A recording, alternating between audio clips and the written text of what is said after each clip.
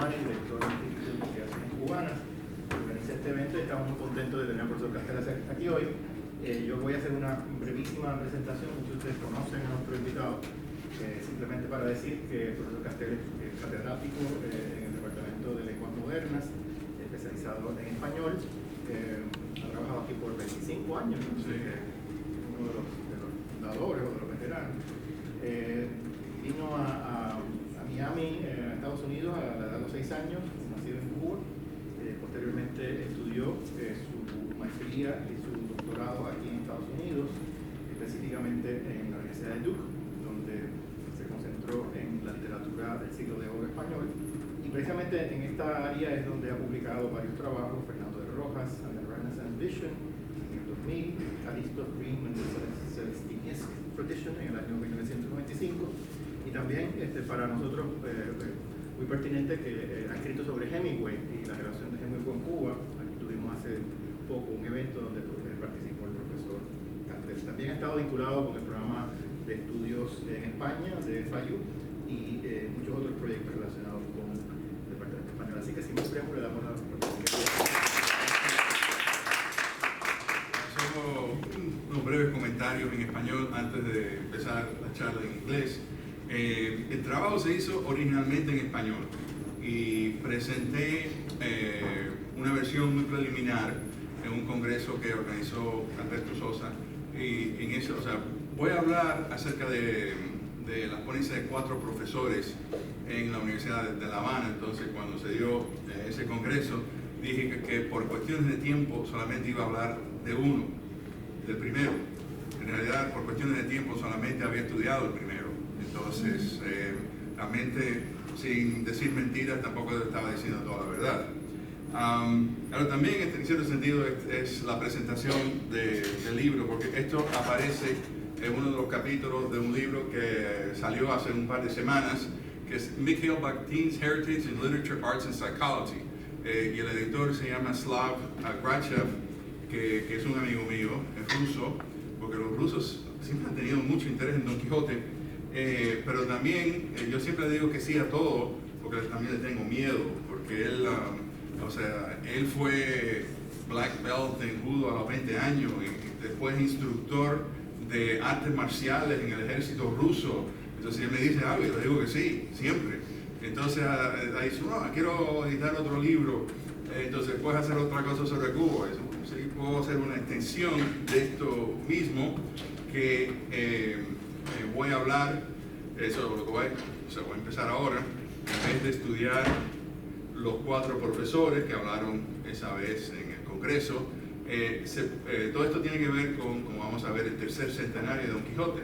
Bueno, se publicaron 4 libros sobre Don Quijote en 1905.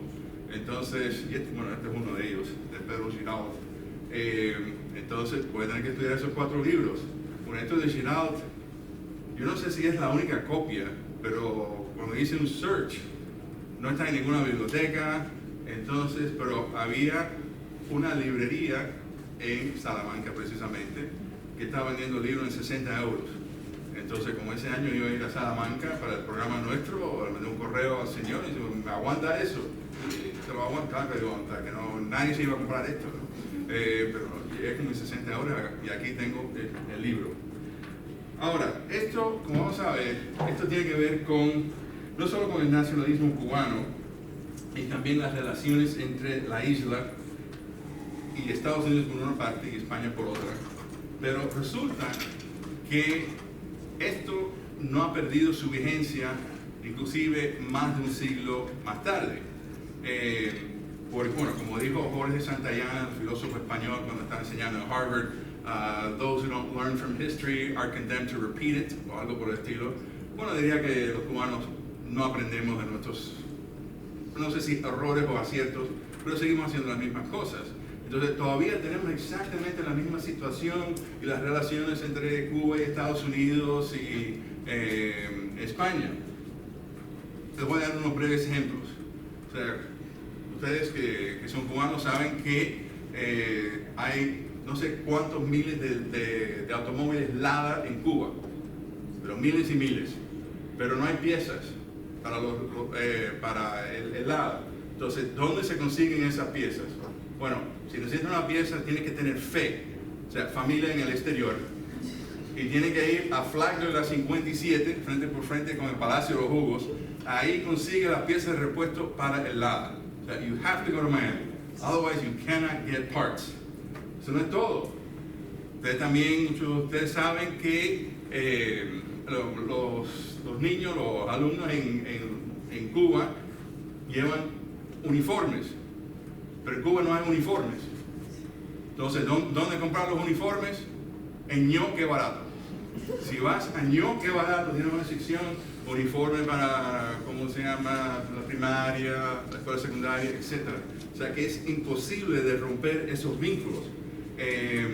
Ahora también, hace un par de días, salió un artículo en El País de Mauricio Vincent, donde indicaba daba cierta información. O sea, entre 1899 y 1903, más o menos el periodo que vamos a estudiar, llegaron 40.000 españoles a Cuba. Y durante la época republicana, 120.000.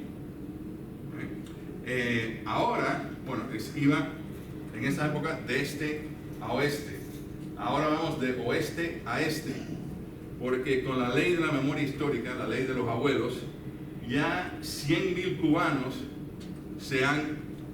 ahora tienen, ¿cómo se llama?, nacionalidad española.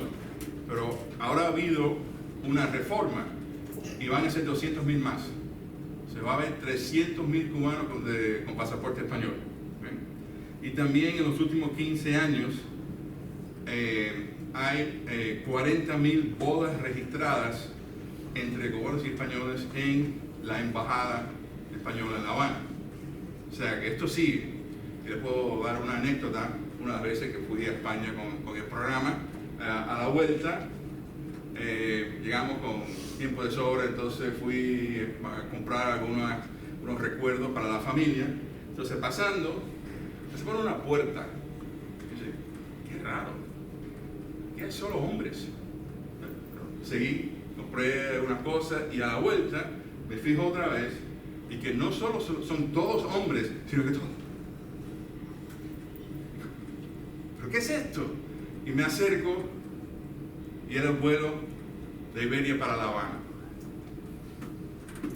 Entonces por eso existen esas relaciones, ¿no? Pero también aquí en FIU tenemos relaciones con Cuba, porque vamos a hacer justamente una casa Cuba, lo cual implica que nuestro hogar es Cuba, en cierto sentido. Entonces esas relaciones realmente existen en ambas direcciones. Ahora, el título es, this is the original title. This is the pompous academic title. Bactinian reaccentuation and the commemoration of the third centenary of Don Quixote at the University of Havana. So, that sounds pretty pompous, but it's not that bad, at least I hope not. During the 1905 Spanish commemoration of the third centenary of El Ingenioso Hidalgo, Don Quixote de la Mancha, there were elaborate ceremonies, not only throughout the length and breadth of Spain, from Albacete and Almeria to Zamora and Zaragoza, but also in the former Spanish colonies of Argentina, Chile, Cuba, El Salvador, Guatemala, Honduras, Mexico, Nicaragua, Peru, Puerto Rico, and Venezuela. As Francisco J. Flores Arroyuelo has noted, a large part of the impetus for the Cervantine celebration comes from an article by Spanish journalist Mariano de Cavia that appears on the front page of the El Imparcial newspaper in Madrid on December 2nd, 1903. According to Cavia's article, the proposed 1905 tribute would represent un acto de resurgimiento español y de reanimación espiritual en esta tierra following the disaster of 1898. At the same time, Cavia writes that Cervantes and Don Quixote are essential cultural figures who would reunite the metropolis with the distant nations that once formed part of its overseas empire. El centenario del Quijote interesa y honra a las naciones americanas de lengua española, tanto como al pueblo que les dio sangre, idiomas, leyes, y quizás algunos de sus vicios, pero también cuantas virtudes pujantes. Ni los organismos oficiales, ni las sociedades literarias y artísticas han de solicitar del forastero otro apoyo que el moral, el intelectual, el que la obra merece. Pero, ¿es posible conceptuar como forasteros a los hispanoamericanos en esta fiesta de la casa solariego? While Cavia's attitude is admirable, there is a certain irony in making Don Quixote the standard bearer for the resurgence of Spanish culture at the beginning of the last century. As we know, Cervantes jealously guarded the possession of his most important character, so he was only willing to share Don Quixote with his fictional author Cide Hamete Benengeli. As the Muslim historian tells his own pen, this is the only writing implement that can say, para mí sola nació Don Quixote, y yo para él. Él supo obrar, y yo escribí. Considering that Cervantes affirmed his proprietorship over the knight-errant, it is reasonable to wonder how he would feel about the many books, essays, poems, artwork, and even music that has appropriated the character of Don Quixote during the 1905 anniversary. Nevertheless, Miguel Bakhtin argues that Cervantes' literary success is such that other artists would naturally adopt Don Quixote as their own. According to Bakhtin, the original books of chivalry, such as the Amadís de Gaula, represent novels of the first stylistic line, which means that they have, quote, only a single language and a single style, which is more or less rigorously consistent, unquote. Don Quixote, on the other hand, would be one of the, quote, the great exemplars of the novel of the second line, because it includes more complex double-voice speech as a fundamental element in the text. Since Don Quixote's novelistic image develops within these heterogeneous forms of speech, Bakhtin believes that the novels of the second line present, quote, an open, living, mutual interaction between worlds, points of views, accents. This makes it possible to re-accentuate or reinterpret the image, to adopt various attitudes towards the argument sounding within the image, to take various positions in this argument, consequently, to vary the interpretations of the image itself. In other words, it's impossible to have only one image of Don Quixote. Over time, he will be re-accentuated or reinterpreted. As a result, rather than belonging exclusively to the creator, Don Quixote can be repeatedly reinterpreted by others, writers, artists, and scholars, because his image can be modified time and again within different cultural contexts. Quote, the double-voiced novelistic image becomes polysemic, like a symbol. Thus are created the immortal novelistic images that live in different lives in different epochs. The image of Don Quixote has thus been re-accentuated in a variety of ways in the later history of the novel and interpreted in different ways, where these re-accentuations and interpretations were an inevitable and organic further development of the image, a continuation of the unresolved argument embedded in it.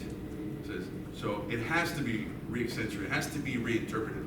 And in Spanish literature, within a year or two, there were already, Don Quixote already appeared in new versions in Spanish theater. Bakhtin understands that despite Cervantes' wishes, Don Quixote is not a static character with only one possible depiction.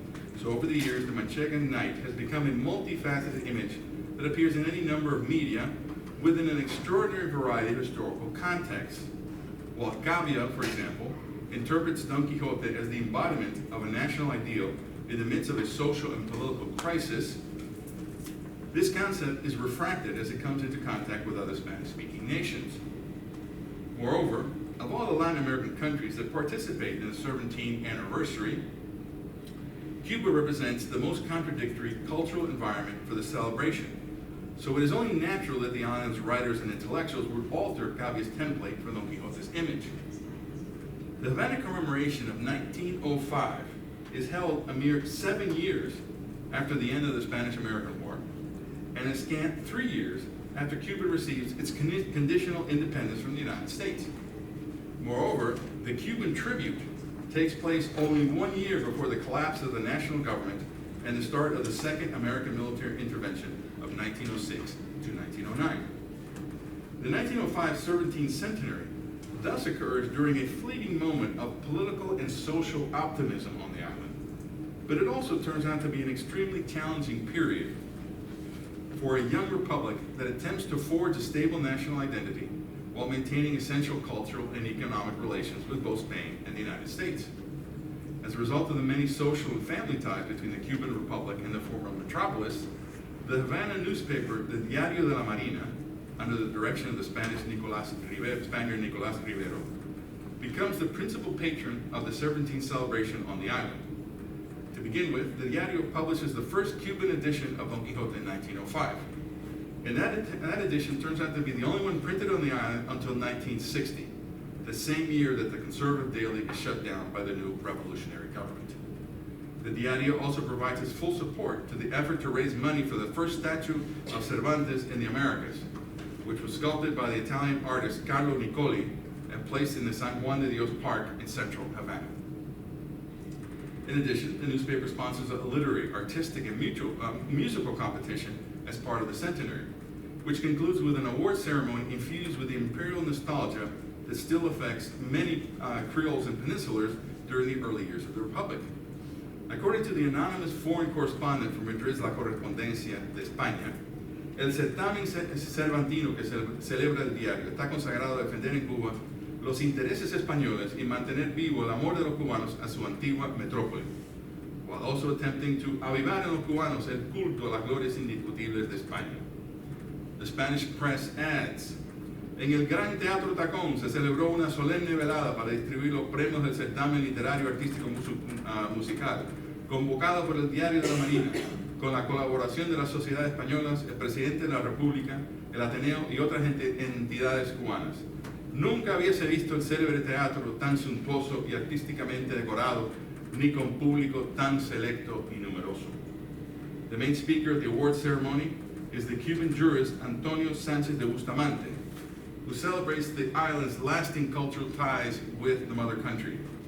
Nunca estuvieron unos y otros tan unidos como ahora se ven separados. Con motivo de este centenario, Cuba ha dado muestras de ser uno de los pueblos más cultos de América Latina y por consiguiente de los que más honran a la madre patria. Sánchez de Bustamante seems to believe that the cultural level of the former colonies should be judged based on the Spanish traditions that they honor and preserve, which means that the third centenary represents above all an affirmation of the everlasting bonds between Cuba and Spain. Since the conservative attitudes towards the mother country indicates that national culture should be largely imported from Spain, then this viewpoint suggests that Cuba would have no need to re-accentuate Don Quixote beyond Mariano de Gallia's patriotic interpretation of the Knight Errant. Nevertheless, President Tomás Estrada Palma attends a second Cervantine fiesta, this one celebrated at the University of Havana on May 13, 1905, precisely 1 week before the third anniversary of Cuban independence, that exhibits a far different attitude towards the nation's former colonial masters. According to a brief article in the Diario de la Marina, la fiesta del Quijote en la universidad incluyó una concurrencia numerosa y selecta en que figuraban muchas damas de la sociedad más distinguida, además del presidente de la República, todo el claustro universitario y los catedráticos de la institución, y también los presidentes del Casino Español y el Centro Asturiano. The academic celebration consists of speeches from 4 of the university's professors: Ramón Mesa y Suárez Inclán, professor in the School of Education; Guillermo Domínguez Roldán, professor of History of Spanish Literature; Esteban Borrero Echevarría, professor in the School of Education; and Enrique José Varona, professor of Psychology, Moral Philosophy, and Sociology. As we will see, the 4 speakers openly question Spain's cultural primacy in the island. So these Cuban nationalists re-accentuate Don Quixote as they reinterpret his figure to fit within the context of a newly liberated Spanish-speaking republic. O sea que tenemos 2 grupos. Un grupo de gente que se consideran peninsulares, y esa fue la celebración que se dio en el Teatro Tacón, y después una segunda conmemoración, vamos a decir, nacionalista, que se da en la Universidad de La Habana. Ramón Mesa's speech, entitled Don Quixote como tipo ideal, not only celebrates Cervantes' masterpiece, but also la hermosísima fiesta de la Universidad Cubana. Mesa is the author of some of the most important realist novels in late 19th century, such as Mi Tío el Empleado, 1887, which presents a vision of a Spanish colony that appears to be little more than a país de pillos. Nevertheless, the beginning of Mesa's speech follows the guidelines proposed by Mariano de Cavia 2 years earlier, as he indicates that Don Quixote is el libro que hará perdurar por los siglos esta hermosa y sonora lengua. However, as Mesa begins to study of artistic types in art and literature, he demonstrates that he does not necessarily share Cavia's vision of the Cervantine centenary as a unifying element for all Spanish-speaking nations. Mesa instead mentions his recent visit to the Corcoran Gallery in Washington, where he sees una estatua de blanca piedra fría que representaba a Napoleón I en su agonía. According to the gallery's official catalog of 1882, Mesa must be referring to the last days of Napoleon I, the first by the Swiss sculptor Vincenzo Vella, which is a copy based on the original of 1866. Quote, according to the catalog, bought by Napoleon III from the French International Exhibition in 1867, now at Versailles. After mentioning a sculpture whose original version was first presented at a French Universal Exposition, Mesa then discusses one of the more than 20 versions of Rodin's The Thinker, Última genial expresión del arte moderno francés, that he saw in the St. Louis World's Fair of 1904. Mesa's allusions to the cities of Washington and St. Louis are significant from a geographic, cultural, and even political perspective. On the one hand, the places that Mesa mentions are not located in the mother country, but rather in the United States, a nation that has become the new reference point for the island. On the other, the artistic works that he studies are related to France rather than Spain, which confirms that Paris has become a much more important cultural model than Madrid. At the same time, by studying European sculptures that have been presented in 2 different international exhibitions, Mesa underlines one of the main drawbacks in the Cervantine Commemoration. The principal international exhibitions from the mid-19th century to World War I, such as those in London, 1851, Paris, 1855, Vienna, 1873, and Chicago, 1893, showcase the host nation's modern-day economic, technological, and imperial power. National commemorations, such as the Cervantine centenary, on the contrary, consist of, quote, representaciones históricas de eventos nacionales que tienen la intención de establecer una identificación entre sus espectadores y el recuerdo que representaba, bien para establecer una nueva narrativa histórica, bien para reforzar una que ya existía. In other words, there is a stark contrast between the universal expositions that highlight each country's present and future glories and the historical commemorations that recall past triumphs that will never be repeated. In other words, Spain could have never had a universal exposition, but it made no sense. They could only have historical commemorations, o sea, mirando hacia el pasado, no mirando hacia el futuro.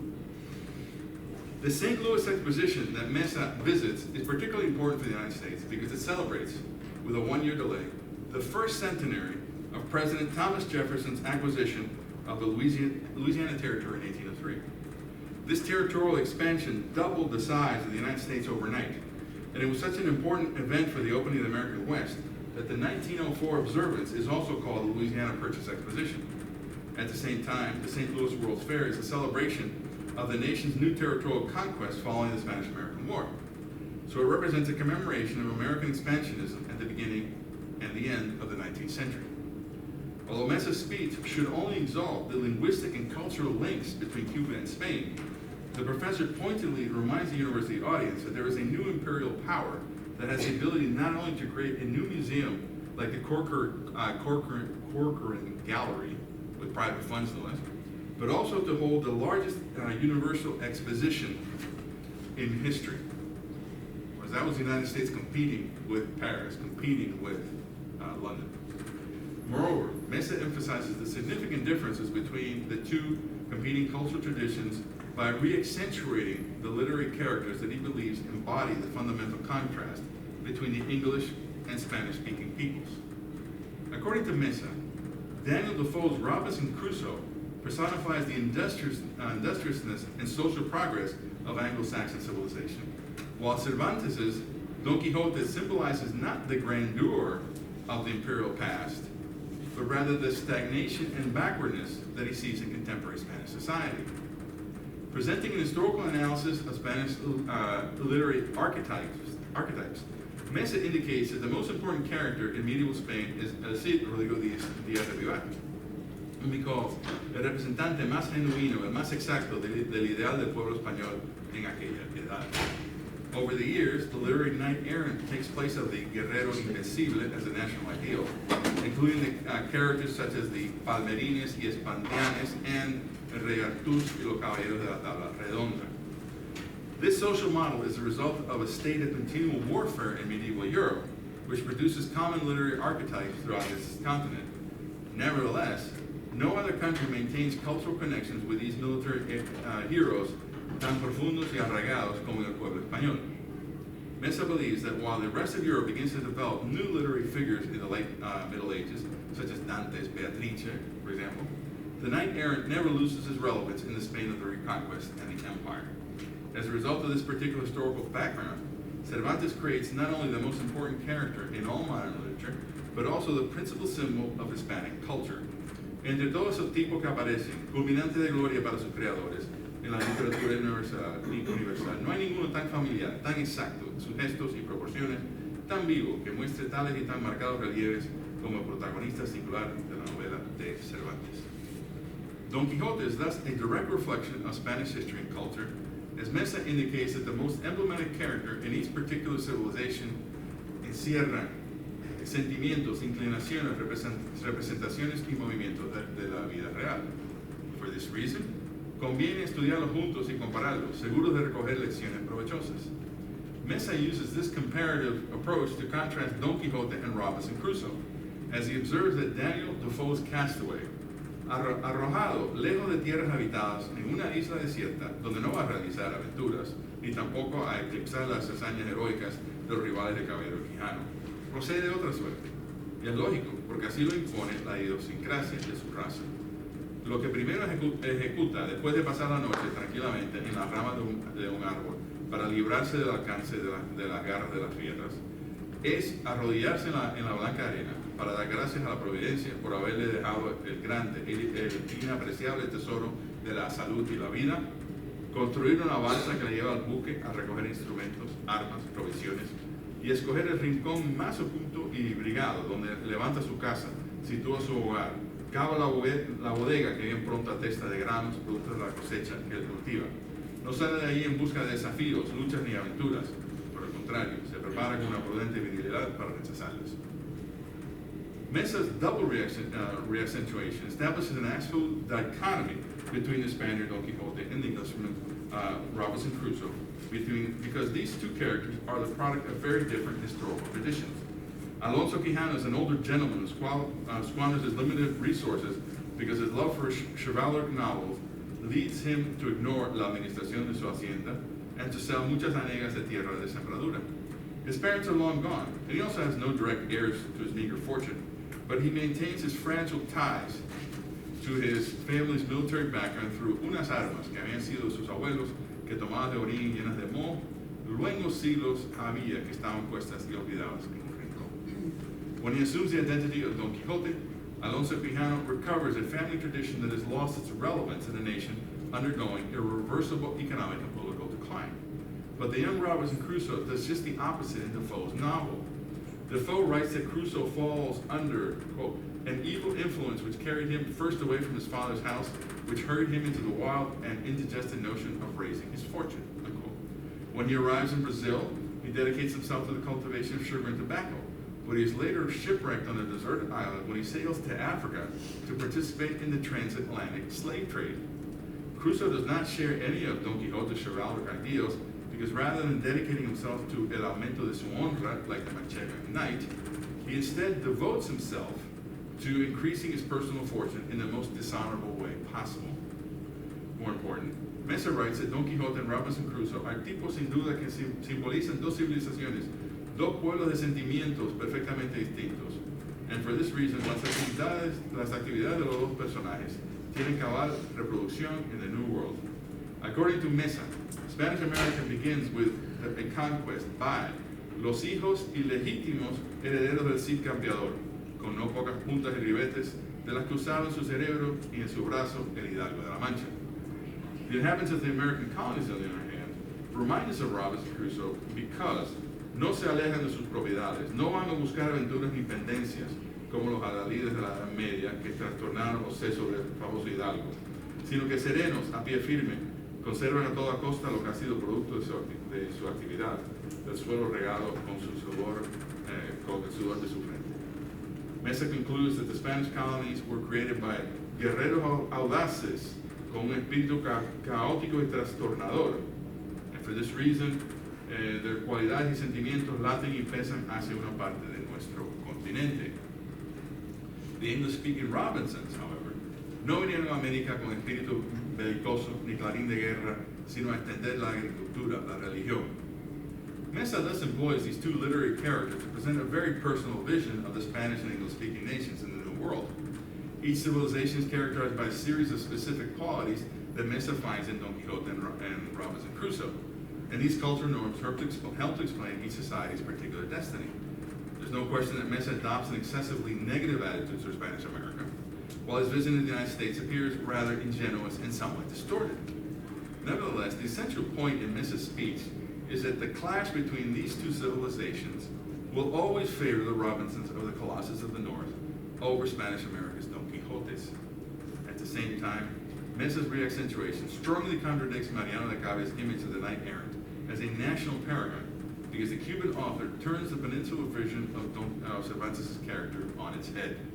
Y luego de haber extendido la vista en torno nuestro, tal vez nos convenzamos de que existe aún la imagen de Don Quijote, de la propia suerte que existe de la de Robinson.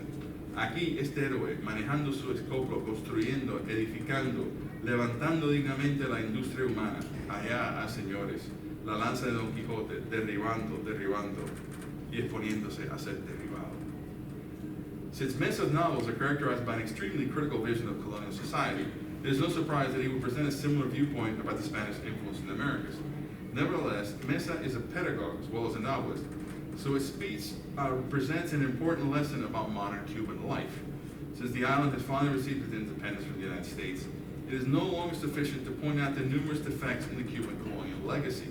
On the contrary, the future of the Cuban Republic requires the same discipline and persistence that the island's American neighbors have demonstrated over the centuries, which means that 20th century Cubans will have to forget about the quixotic sentiments inherited from the metropolis.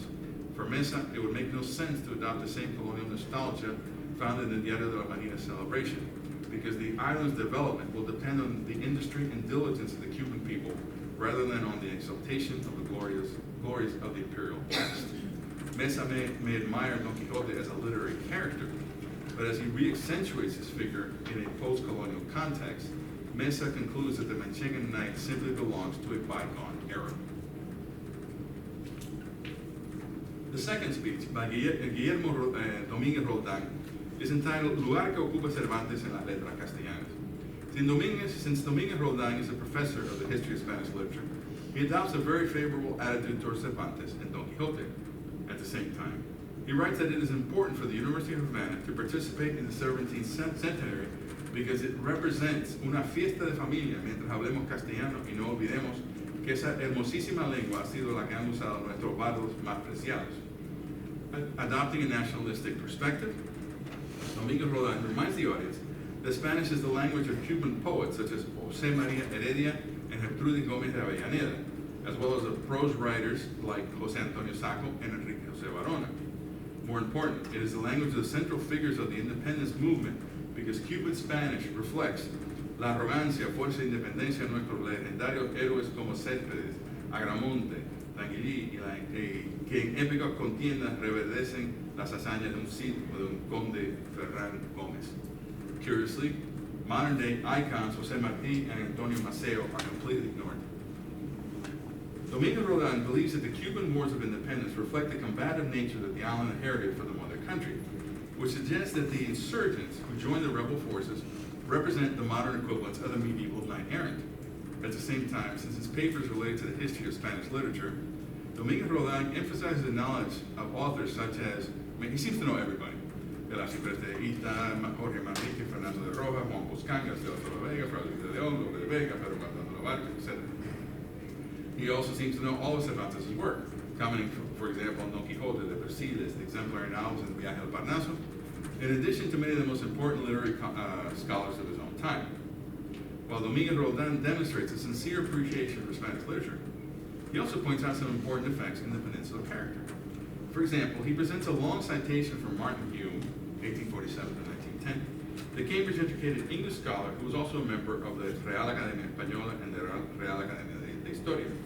Curiously, Hume's Historia de la España Contemporánea includes observations about Spain that seem to anticipate many of the ideas found in Ramón Mesa's speech.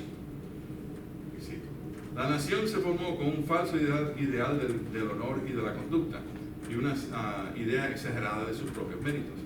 Damas y caballeros, y hasta la gente jornalera, con la cabeza llena de estos libros de caballerías, se esforzaron en vestir y vivir según la moda novelesca. La mala semilla cayó en suelo fértil, porque el español siempre encontró alguna excusa para adormecerse en la creencia de que era un individuo aparte. Y así, al abrirse la era moderna del mundo, se hizo un visionario, canoso de aventuras en lejanos países, pero enemigo del trabajo perseverante en el propio. According to Hume, books of chivalry perverted Spanish culture to such an extent that the typical Spaniard became un enemigo del trabajo perseverante, much like Cervantes' Alonso Quijano, which is the opposite of the Protestant work ethic of Mrs. Robinson's.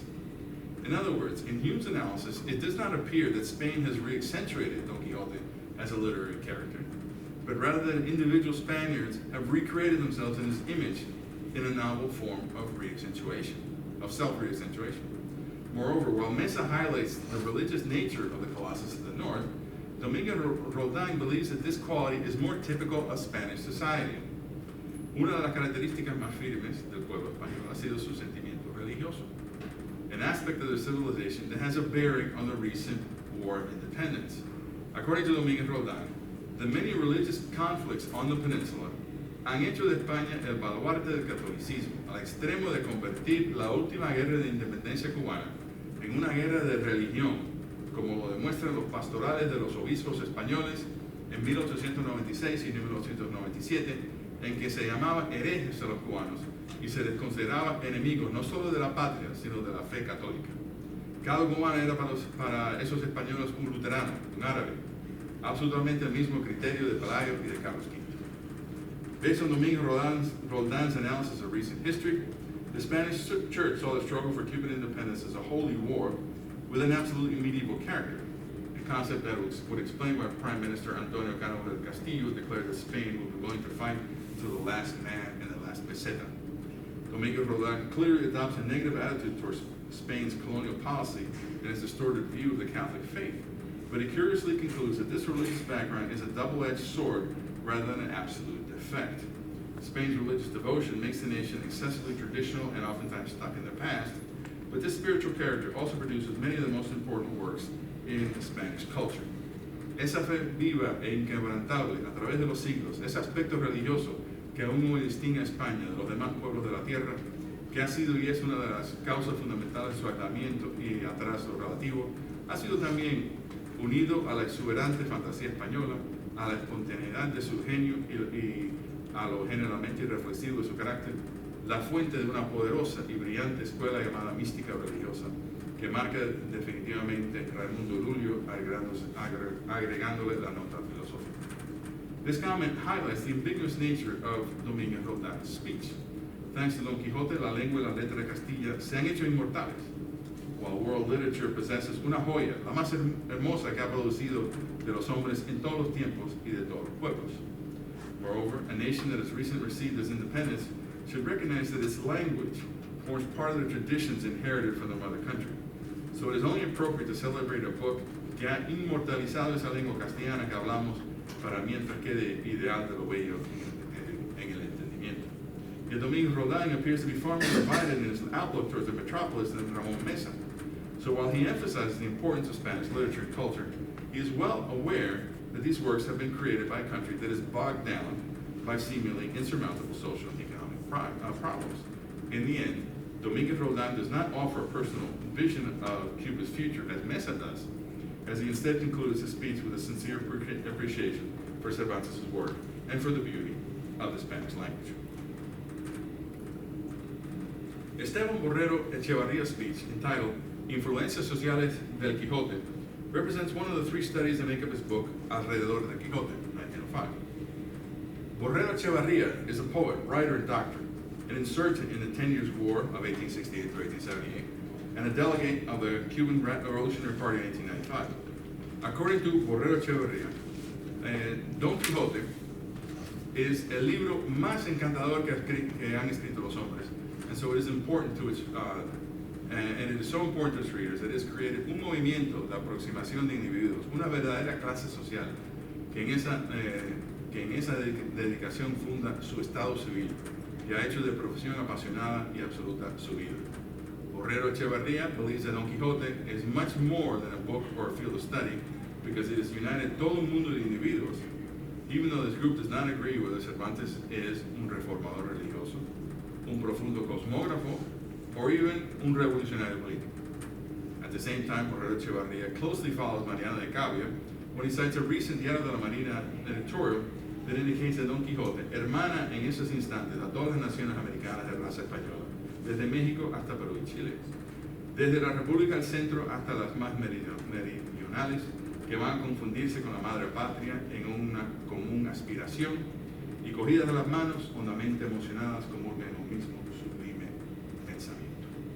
Much like Mesa and other contemporary Latin American writers, Borrero Echevarria does not believe that Spain still represents a cultural model for the modern world, but he does think that Don Quixote more than makes up for this defect because of la satisfacción que la España moderna, superada en su poder creador literario por otras naciones de Europa, que le ganan en vitalidad total, siente al poseer una obra artística capaz ella sola de contrabalancear digna y ventajosamente toda la producción literaria de sus pueblos.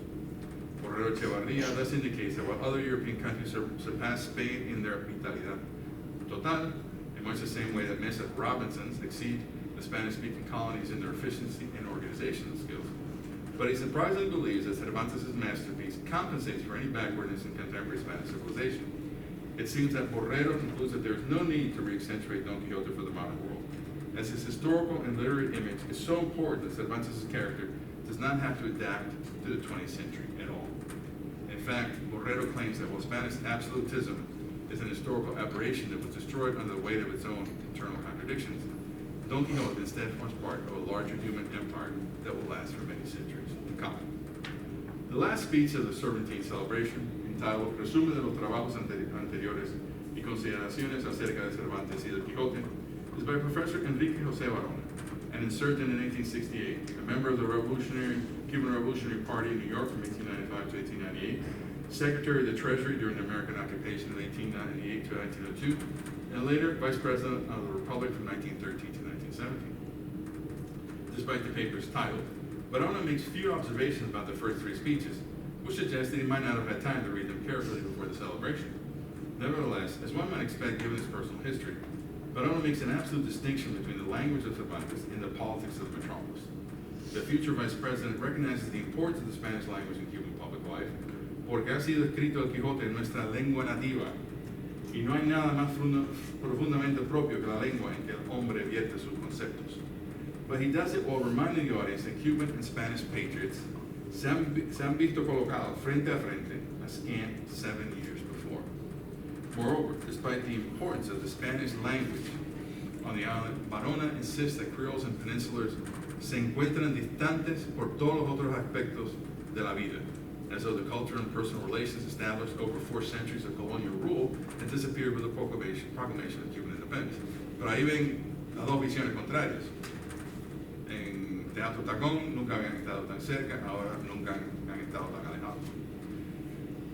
Barona does not attempt to re-accentuate Don Quixote for modern-day Cuba, as he also wants Cervantes and his literary character to remain a part of the nation's past. Barona simply adopts an attitude that seems quite similar to that of Ramon Mesa, because he insists on maintaining the two countries absolutely isolated from one another, even as he sings the praises of the most important masterpiece in Spanish Peninsula literature. Barona's words confirm that President Estrada Palma participates in 2 Cervantine celebrations with an absolutely contrary nature. The president first attends the certamen cervantino organized by the Diario de la Marina, which appears to be a typical Spanish celebration of the 3rd century, although it happens to take place in what is now a foreign country. As we have seen, Antonio Sanchez de Bustamante affirms in Havana's Teatro Tacón, now known as the Gran Teatro de la Habana Alicia Alonso, that Spain and the islands have never been tan unidos como ahora, which gives the impression that the Cuban Republic has not severed any of its colonial ties with the Spanish metropolis. Mariano de Cavia asked 2 years earlier whether it was possible to conceive of Latin Americans as strangers in the Cervantine celebration. And there is no question that the Diario de la Marina's answer to that question would be a resounding no. The University of Havana Commemoration, on the other hand, is the nationalistic or Creole celebration of the same centenary, which is why the 4 professors, 3 of whom have long-standing anti-colonial convictions, emphasize time and again the vast social and political differences between the 2 countries. There is no question that each ceremony follows its own internal logic, and that the 2 observances reflect distinct parts of the island's diverse and conflicting social composition during the first decades of the 20th century. The speakers in the 2 Havana celebrations can accept Cavia's reaccentuation of Don Quixote as the essential symbol of Hispanic culture.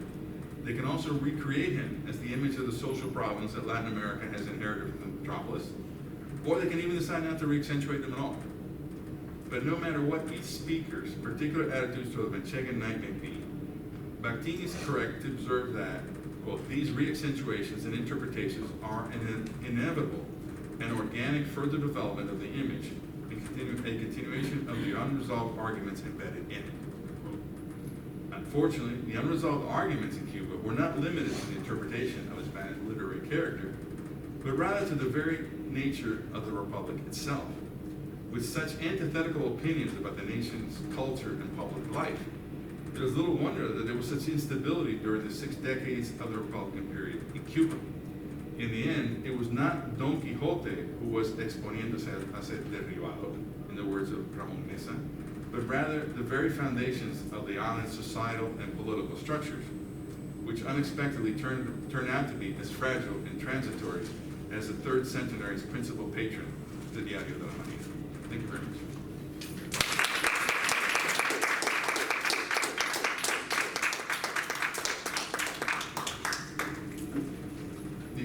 Como les dije anteriormente, yo creo que estas cosas todavía existen. O sea, diferentes visiones de lo que es el país, de lo que es el nacionalismo, de las relaciones internacionales. Entonces, algunas cosas cambian, pero otras cosas no.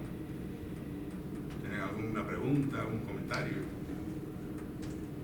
Bueno, por lo que tú leíste, ninguno de esos autores hacía ninguna referencia a la cultura afroamericana. No, para nada. Era puramente hispánica. Sí, sí, sí.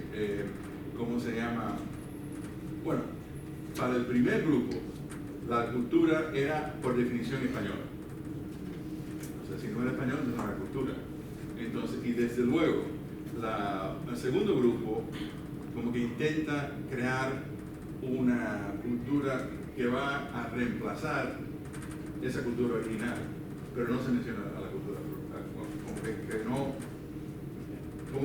no la tienen en cuenta, sencillamente. Lo cual es bastante importante, creo yo.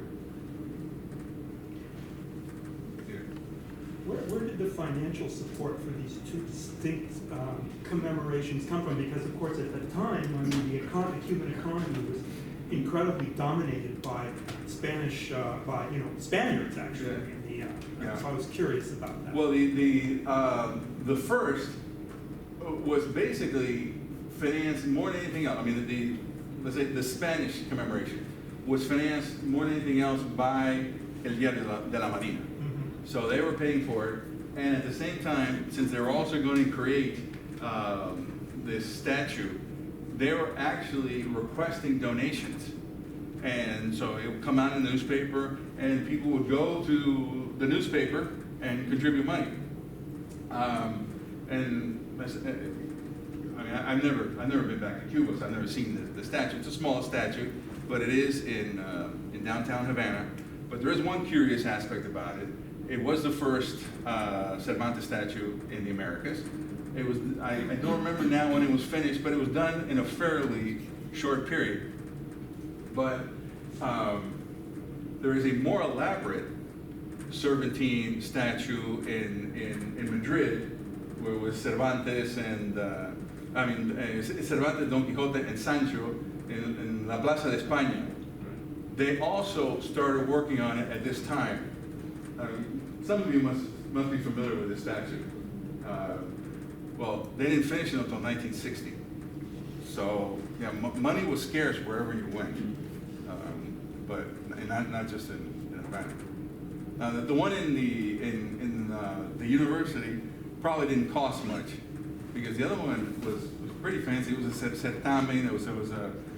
They gave out prizes, and they had an orchestra with 60 musicians. I mean, it was a big deal. The other one was, let's say, you just get the professors to talk, and that doesn't cost anything. Okay. I wondered. We're not worth much. Some things don't change, right? Yeah, some things never change. Any other questions or observations? You mentioned that they excluded Maceo and Martí. They just didn't mention it. Okay. Do you have any thoughts about that? Why exactly? Well, I mean, they would have excluded Maceo, for racial reasons more than anything else. I mean, remember, at this time, some doctors, they did examined Maceo's brain, and then they wrote something indicating, he had a pretty white brain. Wow. And actually, he had a pretty white brain. It was okay. It's like, What so. So that would be the reason, but there was a curious thing about Martí, is he was kind of forgotten for a long time, and there was like a debt to his memory, and that's why the centenary of 1952 turned out to be a really big deal, because they're not just commemorating the centenary of his birth, but it's like making up for the fact that we just forgot about him, never followed anything he did, and, all that stuff. But yeah, he was kind of forgotten. It's kind of typical, but for example, everybody knows that you learn poems like "Una rosa blanca." Does anybody know what "Una rosa blanca" stands for? Nobody knows. There used to be "Una lengua de las flores." It stands for la ética. So aunque esté, si tiene que lidiar con un enemigo o con un amigo, siempre tiene que mantener la ética. That's the whole point. So everybody learns it, but nobody knows why. Well, they tell you to learn it. Yeah, they tell you to learn it. So you recite it, but you don't know what you recite. You're supposed to recite it when you're like 5. Yeah. Learn it before learning how to read. Yeah, that's true. It's true. I sort of, there are things like this that kind of have me tearing my hair out, or there's things that disappear, they come back and disappear. So we never agree on anything, I guess. Creo que se ha hecho un paralelismo entre el quixotismo de Martí en su idealismo de la revolución y muerte así heroica en un caballo blanco. La verdad que sería interesante porque es una cosa quijotesca, francamente. Es el tipo, porque curiosamente uno de los 4 profesores, tienen como, los guerreros cubanos tenían ese espíritu caballeresco, pero no mencionan a Martí.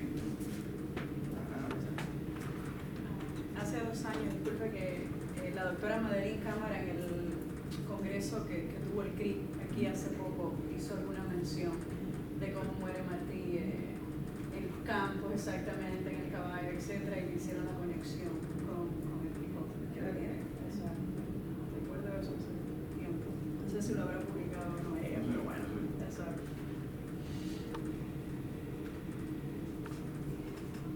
¿Alguna pregunta más?